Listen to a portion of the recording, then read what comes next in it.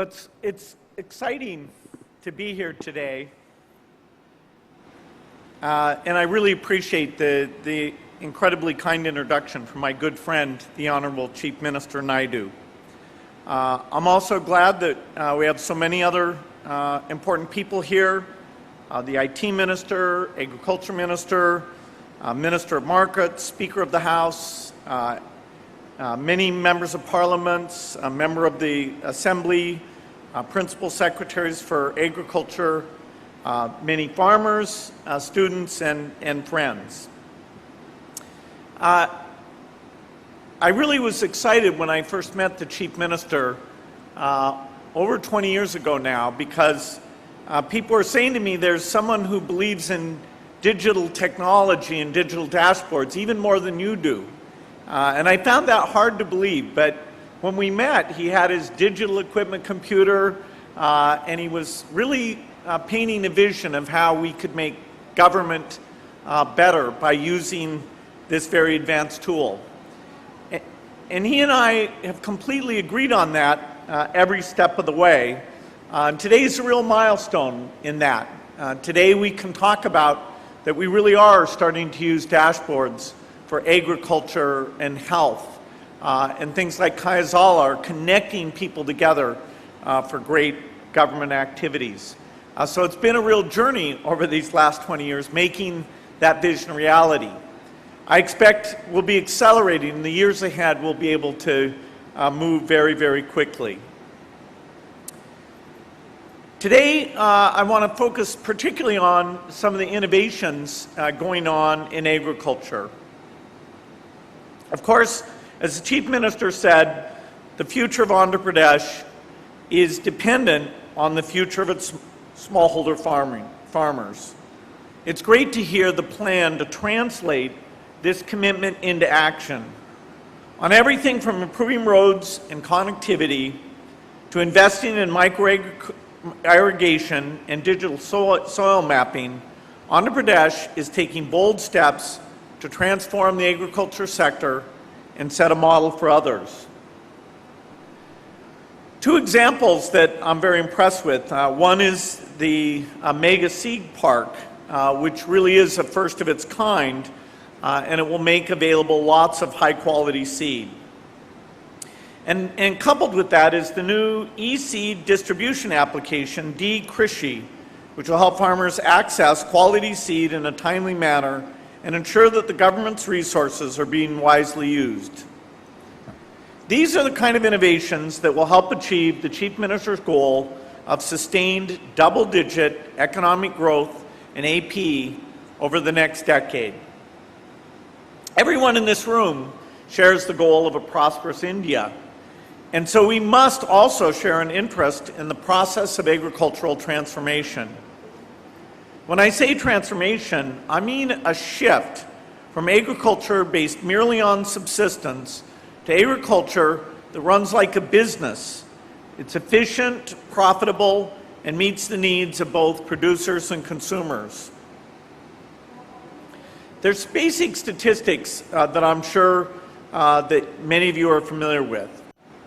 More than half of India's population works in agriculture. In rural India, 3/4 of working women are making their living in agriculture. Just under half of India's population suffers from malnutrition, and over 300 million Indians live below the poverty line. Now, these might seem like different data points, but in fact, they're closely related. It's the hundreds of millions of smallholder farmers who are most likely to be malnourished and impoverished. And it's smallholder women farmers who are so often trapped in subsistence farming. It is this connection that explains why agriculture transformation is such a high leveraged investment in the future, and why, along with health, it's a top priority for our foundation. If we can help smallholder farmers to be more productive and earn a good income, then, to adopt a phrase, we can kill three birds with one stone. First, we can turn the largest economic sector in the country into a source of growth instead of a drag on the economy. Second is we can make sure that growth is inclusive and that it not only leads to a higher GDP, but also lifts people out of poverty. Third, we can produce enough nutritious food to support a healthy and well-educated labor force for the future, when the Indian economy will depend even more on highly skilled workers. What I just described has been the recipe for economic transformation across Asia, in China, in South Korea, in Japan. And it will also be a key element of the recipe for India's economic transformation. To catalyze this chain reaction, we have to focus on two things: increasing the productivity of smallholder farmers and connecting them to markets so that they can prosper from their work. In the case of crops, I think about increasing productivity in two ways. The first is better varieties of seeds to improve yields, nutrition, and tolerance to stresses, such as flooding, drought, and other effects of climate change. For example, scientists at Agri, the International Rice Research Institute, developed a flood-tolerant version of the popular rice variety known as Swarna that can survive full submergence for more than 2 weeks. Swarna Sub 1 is now being used by millions of smallholder farmers, especially in Eastern Asia. But many smallholder farmers still use seed varieties that are decades old, so they're not realizing the benefits of newer, high-yielding, and more resilient seeds. In fact, the Rice Monitoring Project in Eastern India analyzed samples from thousands of farms and showed that farmers were swapping out rice varieties at an even slower rate than we had thought. Modern plant breeding techniques, including DNA analysis, can double or even triple the annual increase in crop yields and lead to hardier varieties. Agri and the Bangladesh Rice Research Institute have already proven the effectiveness of some of these approaches in their work modernizing rice breeding programs. AP is already a major seed producer for India and South Asia, and it is well positioned to become a hub for seed innovation. AP doesn't have to look far to find the know-how to capitalize on this opportunity. It can leverage the local expertise in GIS and its world-class IT sector, along with low-cost commercial software and DNA testing services to develop better varieties more quickly.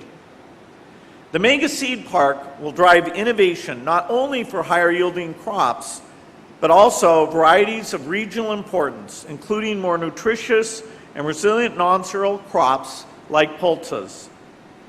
Even with these advances, local seed companies that market new varieties to smallholder farmers need to be confident that farmers will buy their seeds before they take on the expensive and risky process of introducing new varieties.